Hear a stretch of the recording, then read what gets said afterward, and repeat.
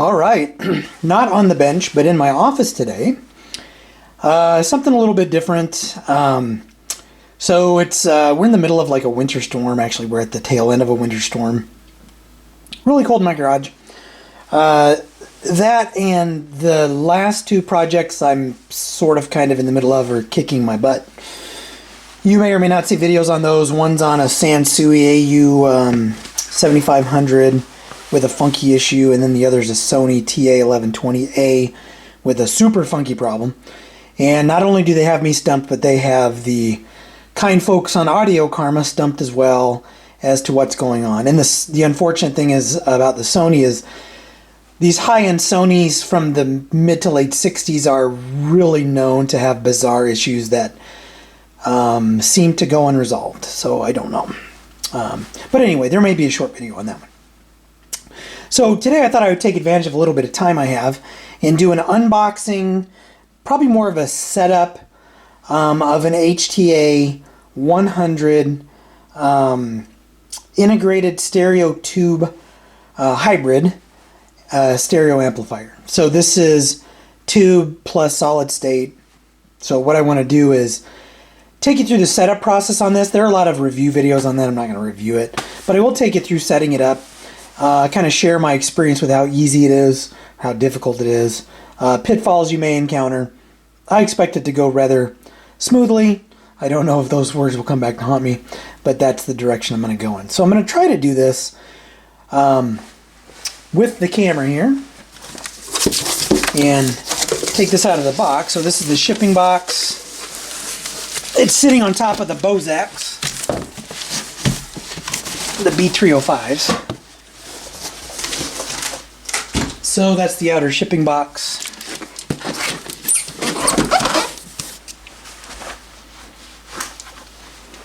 Get my trusty pocket knife here that needs to be cleaned and sharpened.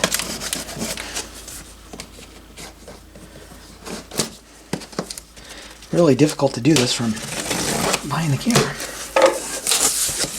And we'll take a look at what is in the box. All right, so we have the user manual, and I think that's the Bluetooth antenna.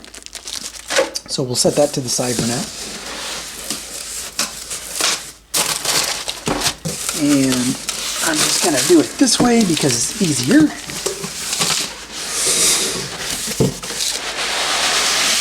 Take out the remaining contents.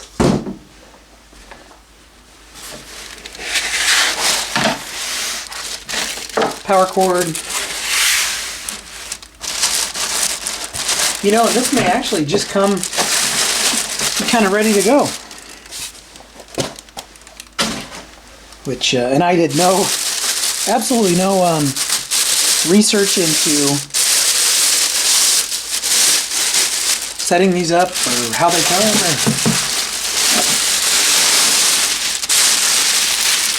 Looks like everything is already set up.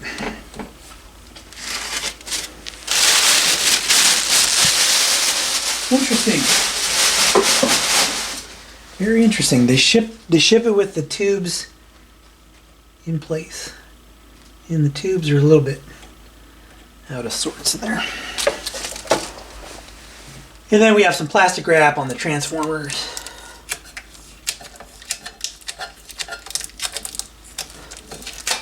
I know this has to come off at a minimum.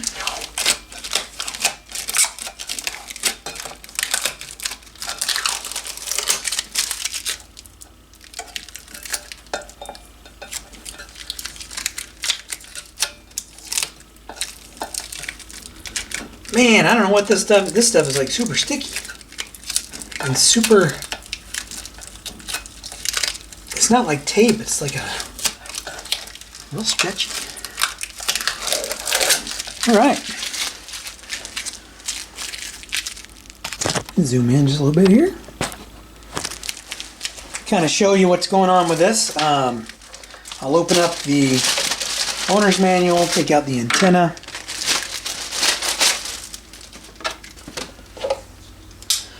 So some of the things I do want to cover about this that I know, and I don't know much about this. Well, I don't know much at all. HTA 100. So the box had 100 watts and, you know, all that kind of stuff. Now, according to the specs that I saw online, 65 watts RMS per channel at 4 ohms, so that would put this at around 30 watts per channel. And again, this is not it's not totally tube. I don't know if it's a tube preamp and a solid state back end or what it is. So I'm going to go through the owner's manual here and look at it. Just kind of looking the thing over. See if I can zoom in a little bit. In fact, let me just pause and get in a better position. Okay, much better. All right, so we've got power, VU meters. I love VU meters. They're not very practical. I just really like them. We have bass and treble, headphones, volume control. Let me make sure this one does have phono. It does have phono. So there is a phono preamp, I'm assuming. Right, phono, auxiliary, Bluetooth, optical in, coax, and then PC USB. So that's interesting. It looks like on the back, let me flip it around, and I'm kind of going by the manual here because it's kind of hard for me to make all of this stuff out. So on the back we have PC USB, optical. This is subwoofer out, coax, auxiliary, phono, and I think those are caps. What the heck? Phono. Let me see. Are those grounding plugs? What? I don't know what's going on with phono here. So it's got these two, it says phono, but they don't look like RCA jacks. So I'm assuming those are caps, but I'll see if I can wrestle that off of there off camera. Grounding post for phono, Bluetooth antenna. Might as well install that now. Voltage selector, power. Looks like it's set on 110, yeah, 110. And then your speaker terminal. All right, let's see if I can do something with those phono plugs, figure those out. I'm going to do that off camera. Let you know what I find out. All right, so those are just covers, which I assume, but so I'm going to take my trusty Leatherman here, see if I can, oh, there we go, yep. So those are covers for phono. I was really expecting there to be a little bit more to setting this up. Other than just taking it out of the box, which is cool. I mean, you don't have to be like super nerdy tech person to put this together. I'm just going through the manual to see if there's anything special you have to do to this.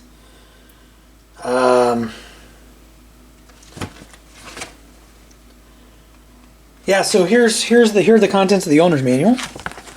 You have kind of what everything is doing. Well, first you have table of contents, what everything is doing, and then it goes right into connections. So pretty basic stuff. Interesting. So I think what I'll do next is, in the next segment, not next because I actually have to run out the door, but I think I'm going to plug this into some speakers. I have those Bozaks, not these Bozaks. I have the Bozak 401s in the garage that I use as to test equipment. So I think what I'll do is I'll move this out to the garage and we'll listen to this tube amp for a little bit, kind of see what it sounds like, see what it's all about. So off to the garage. Okay, so I opted for the gym instead of the garage because, like I said earlier, it's cold. So it's sitting on top of this Pioneer SX34B, which I will have a video about coming up, and it's not going to be, it's going to be kind of a project overview. I hate to use the word recap because I'm not actually going to show me recapping it, but I am going to talk about what I did to it and I don't do tube stuff. This is kind of one of my first tube rebuilds, so I did not record it. I just want to talk about it and show you that amplifier, and maybe if I get into another one, I'll shoot some video to kind of show you what that looks like. So what I want to do is I want to turn the Dayton Audio on. Let me get the Pioneer out of the way. Maybe drop this down a little bit. You'd think I have the camera angles figured out before, but why prepare for a video? Alright, so I will say, again, I don't know much about... Dogs are chewing on something over here. I don't know much about tube audio. I'm a solid state guy, so this is a tube preamp, solid state back end, which is why they can put out 30 watts per channel and have it be affordable. I think this was about 200 and somewhere between 250 and 300 bucks, I think is what they go for. So it does look really cool though. I mean, turn it on. You got the view meters that glow. Right now it's attached to an Amazon Echo Dot that I have over here on the side, although I haven't really attached to it yet. But I just want to show you, so tubes light up. These little lights underneath, those are kind of a nice touch. The volume control is illuminated, and then the function switches, so depending on what you want to pick, right, I have it on auxiliary, bass and treble.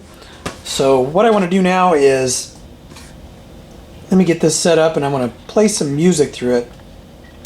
You're not going to be able to tell anything by what I play because that's, YouTube videos are not good for listening to sound quality, but I will talk about my impressions about this tube amp, what I like about it, what I don't like about it. Again, I'm not like a gear reviewer, I'm just kind of a normal guy that kind of fix stuff, typical guy that kind of fix stuff. So let me get this set up and come back and we'll play a tune.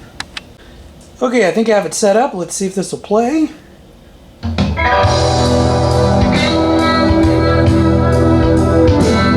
Kind of see them.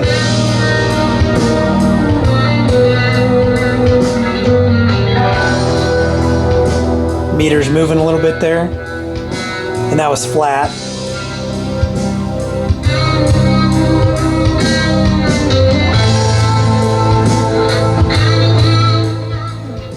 And again, me playing music for you, recording on this camera is kind of lame. But I will tell you that it does sound really, really, really good. I mean, compared to some of the vintage gear that you can get into for under $300, I mean, I would say this sounds every bit as good, if not better, than some of that vintage gear.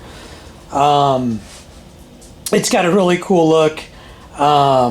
I'm not sure what tubes are in here. I'll flash up on the screen what the tubes are in here, but it's a really, really neat hybrid tube amp.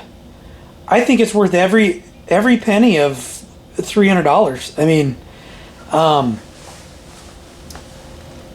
it's just kind of cool. It's really kind of cool. Now I could have directly connected my Bluetooth to the amp. It may improve the sound a little bit. I don't know. So I could run my phone through the amp directly. But I wouldn't hesitate picking one of these up. If you want to get into the world of tubes, it's a really good compromise. It's not going to blow the doors off of any, Class A, pure tube amplifier. I'll be doing a review on one of those as well. It's I don't know how you pronounce it, Yaquin or Yakin, Yaqin. Coming up as well. I think that's 12 watts, but it's total tube. And it sounds every bit as good as this Pioneer. I mean, and this Pioneer is 8 watts per channel. This has a really, really good mellow sound to it, and I'm a sucker for cap coupled solid state amplifiers. I'm slowly getting into the world of tubes. I picked up a Mac 1500 that I'm going to shoot a video on. I've got to do a little bit of maintenance on it, and that thing is just like smooth, just really smooth. So anyway, not a detailed review, but that's not what I do on this channel. But I'm impressed. I'm really impressed by this little amplifier here. So yeah, if you can get one at a good price and you're curious, I would not hesitate picking one of these up. So as always, if you like what you see, hit like, hit subscribe, and I will catch you in the next video.